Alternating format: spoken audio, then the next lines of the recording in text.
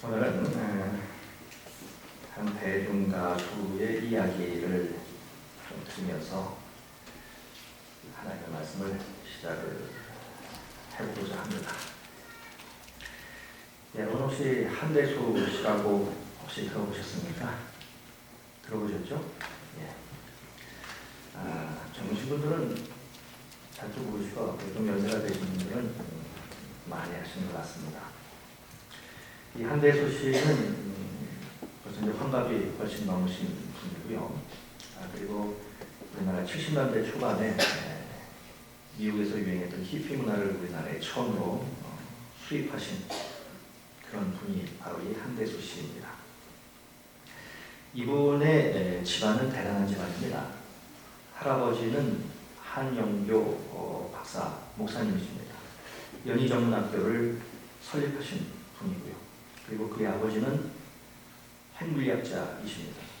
미국에서 실종이 되셨어요. 그의 어머니는 아주 부잣집의 피아니스트였습니다.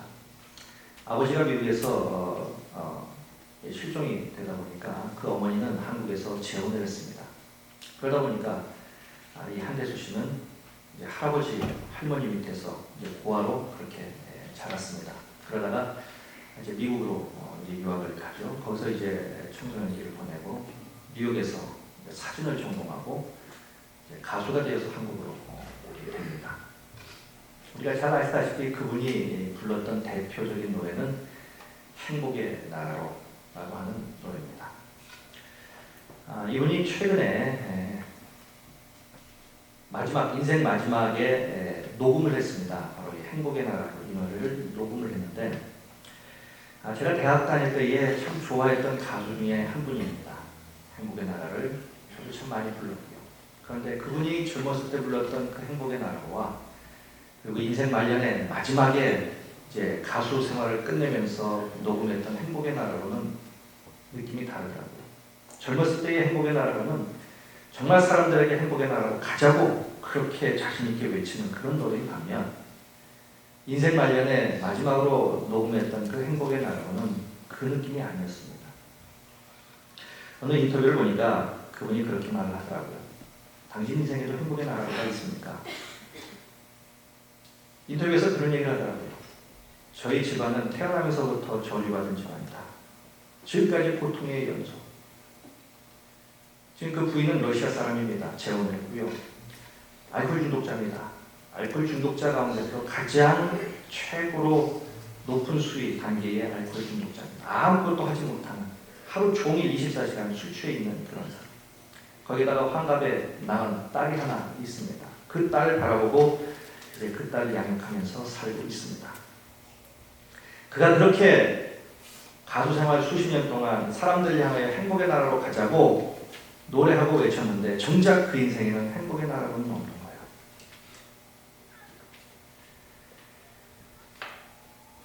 마지막에 불렀던 녹음했던 그 행복의 나라가 제 귀에는 아직도 그 인생은 행복의 나라를 찾지 못하고 오직 그 고통 속에서 행복의 나라를 그저 동경만 하고 있는 그러한 사람, 그 인생으로 저는 들었습니다. 어디 그분의 인생뿐이겠습니까? 다른 사람들의 인생은 어떨까요? 아니 지금 여기서 예배 드리고 있는 저희들은 어떻습니까? 행복의 나라를 찾으셨습니까? 지금 행복의 나라에서 행복을 누리며 살고 계십니까? 이 질문에 왜 사람들은 그리고 또 우리들은 그렇다고 자신 있게 말을 할 수 없는 것일까요? 왜 사람들은 행복의 나라에서 행복을 누리며 살고 있지 못할까요? 사람은 자이든 타이든 나에게 주어진 시간을 삽니다. 그것을 우리는 인생이라고 얘기합니다. 그 인생이라고 하는 이 현장은 우리를 단순히 그리고 아주 순진하게 행복하도록 내버려두지 않는 그런 삶의 현장이죠. 정말로 우리는 행복을 노래하고 행복을 누리고 싶지만 우리의 삶의 현장은 끊임없이 들어오는 소용돌이, 폭풍 속에서 정신 차릴 수 없는 그런 일들이 끊임없이 우리의 삶에 파도처럼 계속해서 밀려오지 않습니까? 이러한 인생이라고 하는 것이 얼마나 힘들었으면 오늘 본문인 이 시편 107편은 인생에 당하는 고난과 고통을 한 가지도 아니라 네 가지로 표현을 하고 있습니다. 4절에 이렇게 표현합니다.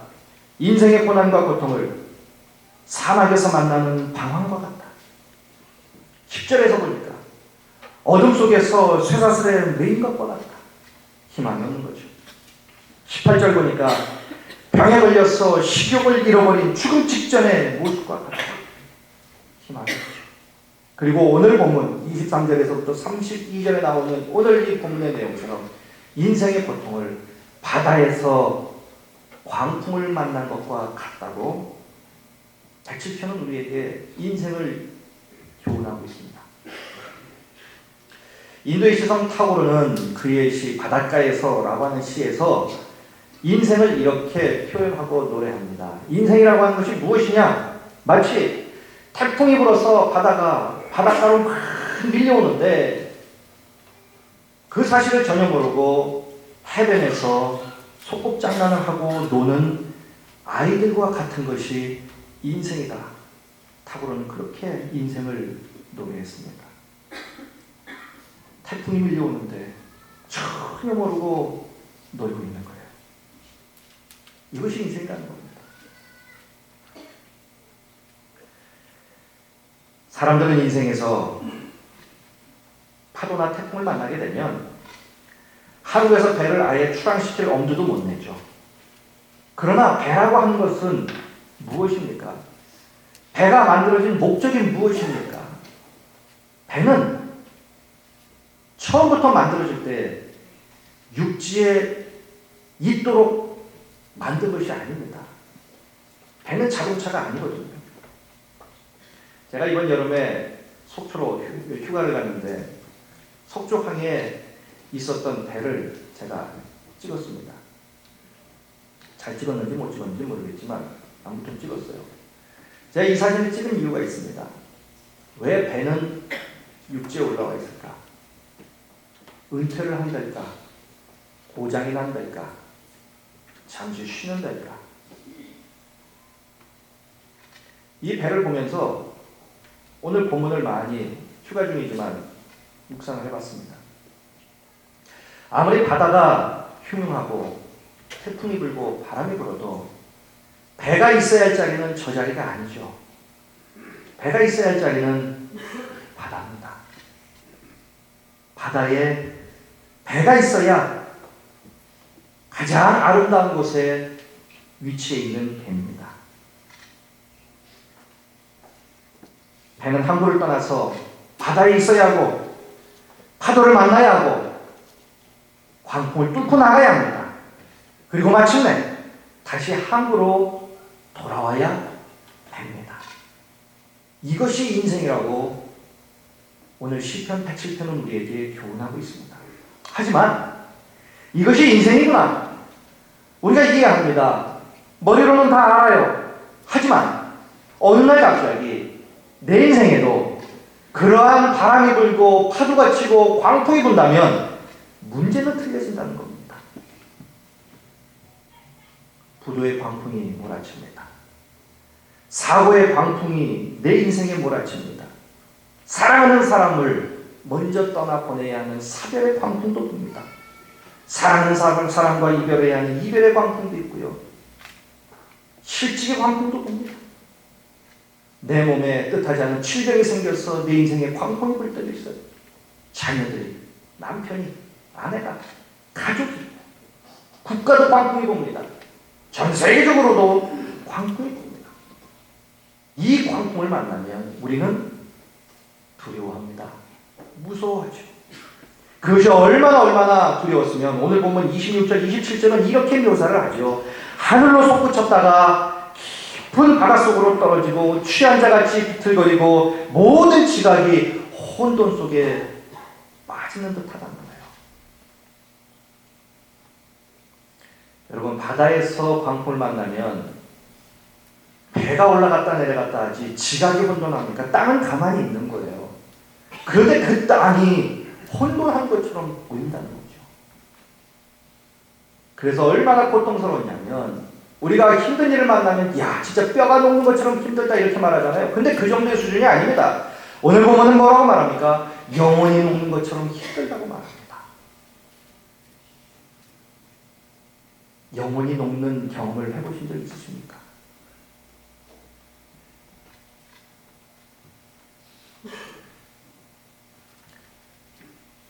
어느 코미디 프로에 달인은 말하죠. 경험해보지 않았으면 말을 하지 마세요. 정말 영혼이 녹는 경험을 해본 사람은 인생에 불어닥치는 그 광풍이 뭔지 알죠. 이럴 때 우리는 되게 이런 질문을 하게 됩니다. 왜? 왜 이런 광풍이 내 인생에 오는가? 도대체 이유가 뭐냐? 도대체 원인이 뭐냐? 오늘 본문은 이 물음에 대한 답을 우리에게 줍니다. 25절 말씀을 한번 저희들이 같이 한번 보시겠습니다. 우리 같이 한번 읽겠습니다. 25절요. 여호와께서 시작. 여호와께서 명령하신즉 광풍이 일어나 바다 물결을 일으킵니다. 아멘. 자, 오늘 본문 25절은 뭐라고 말합니까? 우리 인생에 광풍이 부는데 그 광풍의 이유가 뭐냐? 하나님이 명령하셨다는 거예요. 내 인생에 하나님께서 광풍이 불어라 하니까 광풍이 불었다는 거예요. 이러한 하나님을 여러분들은 어떻게 생각하십니까? 세상에 이 하나님이 내가 믿는 하나님인가? 있는 광풍도 없애줘야 할 하나님이 나에게 일부러 광풍을 주시다니, 이 하나님이 진짜 내가 믿는 하나님 맞나? 고대 사람들은 바다에 광풍이 불면 바다의 신이 일으킨다고 믿었습니다. 그런데 오늘 보면은 바다에 일어나는 이 광풍이 하나님께서 명령하시니까 광풍이 불었다는 거예요. 하나님께서 의도적으로 명령하여서 파도를 하늘에 닿게 하고 인생을 완전히 다 뒤집어 버렸다는 겁니다. 그럼 무엇 때문일까요? 무엇 때문에 하나님은 일부러 우리 인생에 광풍을 명령하여 우리의 인생을 이렇게 완전히 뒤집어 엎어버리는 것일까요? 오늘 보면은 저희들에게 바로 그 답을 말합니다. 첫 번째는 부르짖어 기도하도록 하기 위해서입니다. 부르짖어 기도하도록 하기 위해서. 여러분, 우리가 믿는 하나님은 말씀을 하시는 하나님입니다. 끊임없이 우리에게 말씀을 하시는 하나님이에요. 그런데 거기에 머무르지 아니하고 하나님은 당신께서 하신 말씀을 우리로 하여금 듣도록 만드시는 하나님입니다. 하나님은 말씀하십니다. 그리고 말씀하신 그 말씀을 우리가 듣도록 하시는 분이에요. 그런데 만약에 그 말씀을 듣지 않는다면 어떻게 하시느냐? 사건을 통하여 듣도록 만드신다. 사건을 통하여 듣도록 만드신다. 한 청년이 있었습니다. 어릴 적부터 교회를 다녔지만 대학을 들어가고 성인이 되면서 그는 더 이상 그리스도인이 아니었습니다. 하나님을 떠났습니다. 물론 교회를 나가지도 않았습니다. 하지만 하나님은 시대때때로 그 청년에게 하나님의 마음을 주십니다. 그리고 하나님을 위한 삶을 살도록 여러 통로를 통해서 말씀하셔요. 하지만 그 청년은 신앙보다는 지식을 더 좋아했습니다. 그리고 믿음을 가지고 사는 것보다는 하나님의 존재에 대해서까지도 사변적인 논쟁에 빠져 그것을 더 즐겼습니다. 심지어는 하나님의 존재까지 부인하고 하나님이 없다고까지 그는 결론을 내립니다. 그러던 그에게 사건이 터졌습니다. 커다란 시련이 그에게 왔어요. 예상치 않았던 갑작스러운 군 입대가 결정이 되었습니다. 주위 사람들과 좋은 만남을 가지고 잘 다녀오마 인사 한마디 할 수 있는 시간조차 없이 그는 군대에 입대하게 되었어요. 많은 고난이 군대 생활에 있었습니다. 연속되는 아주 고된 훈련으로 몸은 망가질 대로 망가졌습니다. 의과사 제대를 여러 번 신청했지만 한 번도 받아들여지지 않았습니다. 수술을 요청했지만 수술도 허락받지 못했습니다. 너무 몸이 아프니까 탈영도 생각했습니다. 그러나 그것도 용기가 없어서 하지 못했습니다. 그렇게 30개월이 지났습니다. 그리고 그는 제대를 했습니다. 하지만 문제는 해결되지 않냐고 더 문제는 커졌습니다. 몸은 더욱 망가졌고 26살 먹은 청년은 하루 종일 천장만 바라보면서 하루하루를 보냈습니다. 병원에 갔지만 허리 척추가 너무나 망가져서 수술을 해도 효과가 없을 거라는 진단이 나왔습니다. 하루하루 온몸이 24시간 잠을 잘 수 없을 정도로 온몸에 밀려왔습니다. 고통이 연속이었습니다. 밥을 먹어도 온몸에 너무나 심각한 고통이 있다 보니까 무슨 맛인지도 모르고 그저 이 음식을 입에 살기 위해서 넣기만 합니다. 그러던 어느 날 불현듯 하나님이 생각이 났어요. 너무나 오래간만에 생각했던 하나님이었어요. 너무 낯설었습니다. 그래도 그 하나님이 내 인생의 마지막이라는 그 소망을 가지고 하나님을 붙들어야겠다고 결정을 합니다. 그리고 그 결정 이후에 그는 산기도를 다니기 시작합니다. 도시락을 싸들고 산기도를 다니기 시작합니다. 아픈 허리를 끌고 산에 올라가 하루 종일 목이 터져라 부르짖고 내려옵니다. 앞도 없고 뒤도 없는 기도를 그저 소리만 고래고래 치면서 울기도 하고 협박을 하기도 하고 고래 소리 지르면서 그렇게 한 달을 지냅니다. 그 한 달 동안 그의 기도의 제목은 오직 하나였습니다. 왜 이 어린 나이에 나에게 이렇게 고통을 주십니까? 그러던 어느 날 정말 그 인생에 너무나 낯설지만 난생 처음 경험했던 하나님의 음성이라는 것을 들었습니다. 그리고 하나님은 그 청년에게 이렇게 말씀합니다. 내가 너를 나에게 돌아오게 하고 너로 하여금 예배를 받게 하고 네가 교회에 나오고 네가 기도의 사람이 되고 네가 내 자녀가 되도록 하기 위해서 내가 취할 수 있는 방법이 이거밖에 없을 것 같아. 네가 너무나 완악해서 이 방법이 아니면 네가 나에게 돌아올 수 없을 것 같아. 내가 너에게 취한 방법이 이 방법이 유일한 방법이구나. 이 청년은 그때부터 회개라고 하는 것을 하기 시작합니다. 약 2달간 오직 회개의 기도만을 드립니다. 그러자 산기도를 다닌 지 약 3개월 되던 1985년 7월 10일 날 그날은 수요일입니다. 오후에 그동안에 그의 청년을 그렇게 힘들고 괴롭고 고통 속에서 하루하루를 보내게 만들었던 육체의 가시로부터 그 청년은 해방됩니다. 그리고 하나님께 돌아옵니다. 그리고 그 인생을 하나님께 드립니다. 그리고 어떻게 살아야 하는지 그때부터 그는 하나님 안에서 새로운 인생을 퍼즐을 맞추듯이 맞춰가기 시작합니다. 그리고 그 청년은 지금 목사의 삶을 살고 있습니다.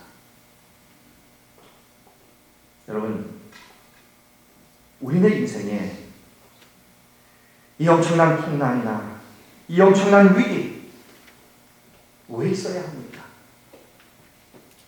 그 혼란의 위기 속에서 하나님은 말씀하십니다. 그리고 또 우리로 하여금 그 하나님의 말씀을 듣게 하십니다. 그 속에서 하나님은 우리로 하여금 기도하게 하시고요. 그리고 하나님은 그 기도를 응답하십니다. 그리고 그 관계 속에서 하나님은 하나님이 되시고 우리는 그분의 자녀가 되도록 하십니다.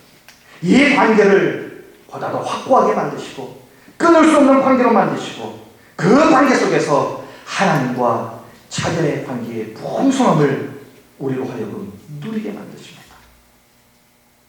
이것이 하나님의 방법입니다. 이 어려운 환경 속에서 이 큰 풍랑 속에서 살다 보면 정신이 없습니다. 모든 소망과 기대가 다 무너져 내버린 그 상황에서 사람들은 그때서야 하나님 앞에 부르짖습니다. 그때서야 이제 바른 기도라고 하는 것을 해봅니다. 모처럼 만에 하나님 앞에 진실한 기도를 하게 됩니다. 모처럼 만에 하나님 앞에 겸손한 사람도 되봅니다. 코가 땅에 닿을 만큼 납작하게 엎드려 겸손하게 기도하게 될 때 그때부터 소망이 보이기 시작합니다. 하나님이 어떠한 분인가를 경험을 통해서 알기 시작합니다. 그리고 하나님과 보다 더 깊은 은혜 단계에서 하나님을 만나게 됩니다. 그래서 하나님이 우리에게 광풍을 주시는 두 번째 이유가 있습니다. 이러한 광풍 가운데서 하나님을 경험하여서 하나님을 확실하게 알고 보다 더 확실하게 믿게 하기 위해서라는 거예요. 다시 말씀드리면 하나님은 인생의 바다에서 우리로 하여금 오직 하나님만 믿게 하고 오직 하나님만 의존하게 하고 오직 하나님의 뜻을 향하게 하기 위해서 우리 인생의 풍랑을 허락하신다는 겁니다. 오늘 본문 24절에 나오는 말씀처럼 하나님께서 행하신 일들과 그의 기이한 일들을 깊은 바다에서 우리의 인생의 현장에서 보게 하기 위해서 하나님은 우리 인생에게 광풍을 주시기도 한다는 거예요. 여러분, 오늘 본문과 유사한 이 사건이 마가복음 4장에도 나오죠. 마가복음 4장 35절은 이렇게 기록되어 있습니다. 그날 저물 때에 제자들에게 이르실 때 우리가 저편으로 건너가자. 우리 주님께서 제자들에게 하신 말씀이에요. 우리가 배를 타고 저 건너편 바다로 가자 하십니다. 그런데 제자들은 광풍을 만나요. 제자들이 가고 싶어서 간 것이 아니라 예수님이 가자고 해서 제자들은 순종했습니다. 그리고 그 예수님을 따랐습니다. 그런데 광풍을 만나요.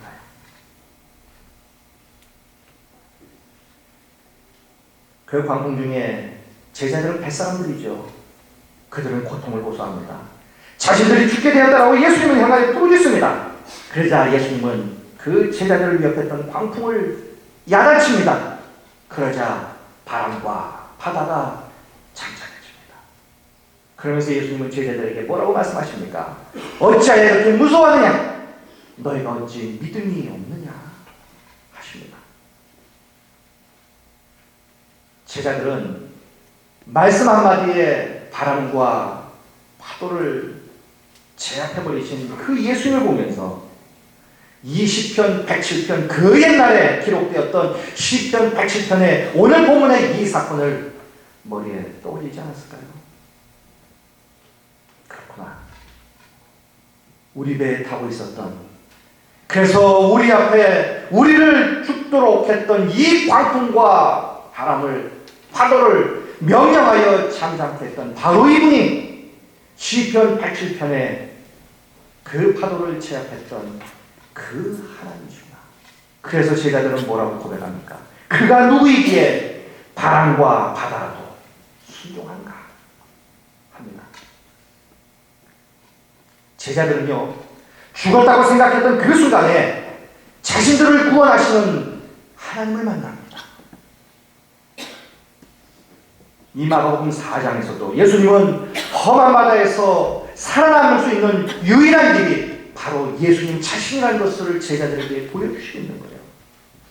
그렇다면 시편 107편과 마가복음 4장을 연결해서 생각해 보면 이 세상에서 우리를 공격하는 광풍, 아니면 하나님께서 명령하셔서 우리 인생에 일어났던 그 광풍, 그 어떤 것도 상관없이 바로 그 순간은 어떤 순간이냐? 하나님을 만날 때라는 거예요.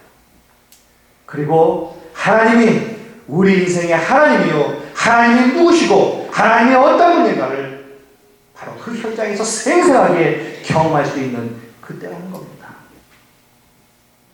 그래서 하나님을 더욱더 신실하게 믿도록 하기 위해서, 그 하나님께 우리의 인생을 맡기며 살도록 하기 위해서 하나님은 때로 우리 인생에 광풍을 허락하신다. 이러한 일이 있으면서 우리의 신앙은 보다 더 깊어집니다. 우리의 믿음은 보다 더 굳건해집니다. 우리는 보다 더 하나님을 붙잡고 삽니다. 우리의 모든 소망이 하나님에 있는 줄로 믿고 그 하나님만 바라보며 살게 됩니다. 뿐만 아니라 기도의 힘이 얼마나 놀라운지 우리는 그 광풍 속에서 기도하며 부르짖으며 기도의 응답을 맛보며 우리는 또한 알게 되는 거예요. 그래서 우리는 기도의 사람으로 변화가 되는 겁니다. 이러한 일을 경험하기까지는, 그 순간까지는 하나님을 향하여 우리의 인생에 벌어닥친 그 광풍 때문에 하나님을 원망할 수 있었지만, 이것을 경험한 그 순간부터는 원망이 찬양으로 바뀝니다. 하나님을 향한 감사로 바뀌는 거예요. 하나님이 누구신가 하는 그 신앙의 고백으로 바뀌어지게 되는 겁니다. 이 과정을 통하여 우리는요, 광풍 가운데서 완전히 다른 두 세계를 우리는 경험합니다. 첫째는 죽을 것 같이 느껴졌던 이 깊은 바다를 만났다가 우리 인생에 평온함과 응답을 주시는 그 하나님을 만나는 것이고요. 그리고 내 인생에 불어닥친 이 광풍이 우리가 죽을 광풍이 아니라 하나님을 만나고 경험하고 응답받는 바로 그 광풍이라는 사실을 우리는 경험하게 된다는 거예요. 그러므로 하나님이 어떤 분이신가를 온몸으로 경험하여 알게 하시고, 그 경험을 통하여 더 깊은 단계의 믿음의 세계를 알게 하시고, 마침내 하나님의 자녀가 누릴 영적 축복의 주인공이 되도록 하신다는 겁니다. 이 경험이 바로 하나님을 향하여 부르짖어서 하나님을 경험한 사람이 얻게 되는 그 무언가가 있는데, 그것이 바로 오늘 보면은 평안이라고 말합니다. 29절 30절을 보십시오. 이렇게 기록되어 있습니다.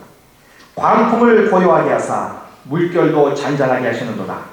그들이 평온함으로 말미암아 기뻐하는 중에 여호와께서 그들이 바라는 항구로 인도하시는도다.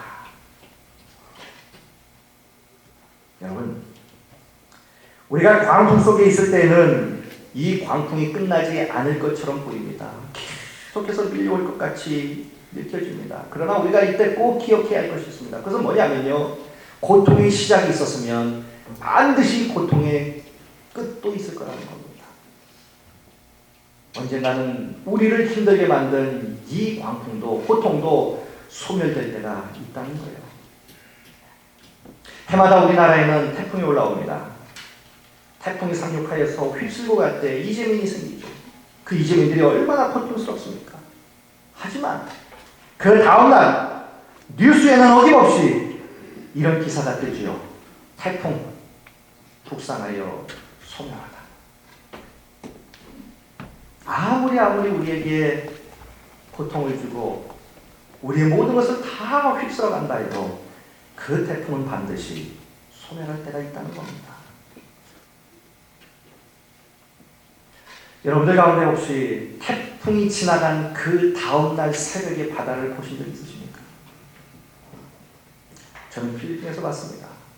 필리핀의 태풍은 우리가 경험하는 태풍하고는 질적으로 다릅니다.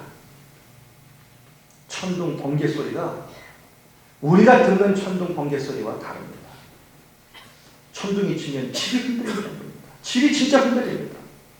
벼락이 바로 머리 위에서 떨어집니다. 밤새도록 그럽니다. 빗방울이 얼마나 큰지 정말 엄지손가락만큼 굵은 빗방울이 떨어집니다. 밤새 잠을 못 잡니다. 그런데 그 태풍이 지나갑니다. 그리고 새벽에 바닷가를 나가본 적이 있었어요. 그 새벽의 바닷가는, 태풍이 지나간 그 새벽의 바닷가는 평상시의 바닷가가 아닙니다. 보다 더 고요하고 보다 더 편한 그러한 바닷가라는 거예요. 그것이 바로 오늘 보면 30절에서 말하는 평온함, 히브리 말로는 샤타크라고 말하는 이 평온함입니다. 태풍이 지나고 나간 그 뒤에 오는 그 평온함, 이거라는 거예요. 세상의 모든 광풍이나 문제로부터 자유하여서 오직 하나님만 바라보며 그 하나님으로부터 오는 하늘의 평안을 누릴 때에 오는 바로 그 평안함이 오늘 30절에서 말하는 샤타크, 바로 이 평온함입니다. 이 평온함이 언제 주어집니까? 하나님을 향하여 부르실 때. 그때 우리 하나님께서 그 광풍을 잠잠케 하시고 우리에게 주시는 그 평온함이라는 거예요.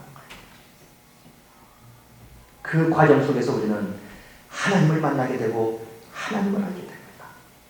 하나님의 능력을 경험하게 되고 기도의 능력을 알게 되는 거예요. 이것을 위해서 하나님은 우리 인생에 때때로 당신이 명령하여서 일부러 우리 인생에 광풍을 허락하신다는 거예요. 광풍이 있습니까? 아직도 잠잠해지지 않았습니까? 하나님 앞에 엎드리십시오. 그리고 부르짖으십시오. 그러면 반드시 그 광풍은 소멸될 줄 믿습니다. 그리고 하나님 주시는 그 하늘의 평안함이 우리에게 임할 것입니다. 그러한 감격을 누리고 풍랑 속에서도 계속하여 하나님께 부르짖자 드디어 그 배가 도착한 곳이 있었습니다. 그 인생이 도착한 곳이 있었어요. 그곳이 어떤 곳입니까? 30절에 우리들이 바라는 항구로 하나님이 인도하셔서 그 항구에 도달하게 된 거예요. 우리가 바다에서 광풍을 만나면 우리는 가야 할 목적지에 당도하는 길이 늦어질 거라고 생각을 합니다. 그러나 그렇습니다. 바다의 배는요, 그 광풍이 불면 그 파도 때문에 오히려 더 빨리 목적지에 당도할 수도 있다는 사실입니다. 내 인생에 불어닥친 이 고통스러운 문제가 내 인생의 목표를 보다 더 선명하게 포기할 수도 있다는 거예요. 제가 오늘 이 말씀을 준비하면서 지금까지 찬송가 373장이 생각났어요. 거기에 2절, 특별히 2절의 가사가 이렇습니다. 큰 물결 일어나 나 쉬지 못하나 이 풍랑으로 인하여 더 빨리 갑니다. 큰 물결이 일어났어요. 쉴 수 없는 인생입니다. 그러나 그 풍랑으로 인하여 내가 더 빨리 갈 수 있다는 거예요. 오늘 보면 30절도 우리에게 똑같이 고백합니다. 그들의 평안함으로 말미암아 기뻐하는 중에 여호와께서 그들이 바라는 항구로 인도하시는구나. 여러분, 사람들이 고통을 만나면 대개 사람들이 집중하는 것은 고통 그 자체입니다. 힘들다, 아프다, 죽겠다, 이것만 묵상을 합니다. 그러나 그리스도인들이 고통을 만났을 때에 묵상해야 할 것, 집중해야 할 것은 그것이 아닙니다. 인생의 목적지입니다. 인생의 목적지. 내가 지금 어디로 가야 하며 어디에 도달을 해야만 하는가. 그래서 우리가 가야 할 목적지가 분명하다면 우리는 인생의 광풍과 파도를 뛰어넘어서 우리가 바라는 소원의 항구에 도달할 수 있음을 우리는 분명히 믿습니다. 사랑하는 여러분, 여러분들이 바라시는 소원의 항구가 여러분들의 눈에 보이십니까? 소원의 항구까지 가는 데는요, 내 능력, 내 지혜로 가는 것이 아닙니다. 하나님의 강한 팔로, 하나님의 엄청난 능력으로 나로 하여금 내가 바라는 소원의 항구로 가게끔 만들어 주신다는 겁니다.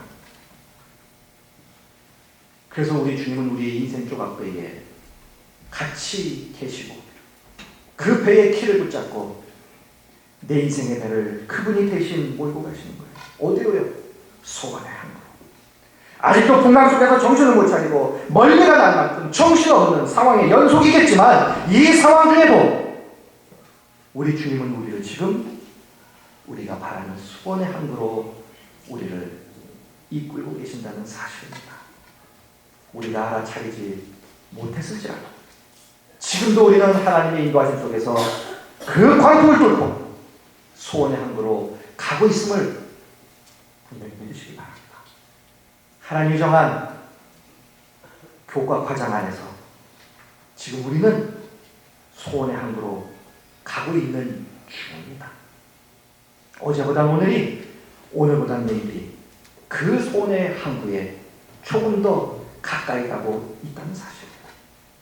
우리의 가시적인 눈으로는 보이지 않을지라도, 미래가 보이지 않는다 할지라도 믿음의 눈을 열어서 그 믿음의 눈으로 우리가 바라는 소원의 항구를 바라보시면 하나님의 인도하심을 따라 마침내 소원의 항구에 들어가 하나님께 감사하며, 특별히 오늘 보면 31절에서 하신 말씀처럼 우리 인생에게 행하신, 베풀어 주신 하나님의 그 기적으로 말미암아 하나님을 찬송하시며 사시는 우리 모두가 되시기를 주님의 이름으로 간절히 축원드리겠습니다.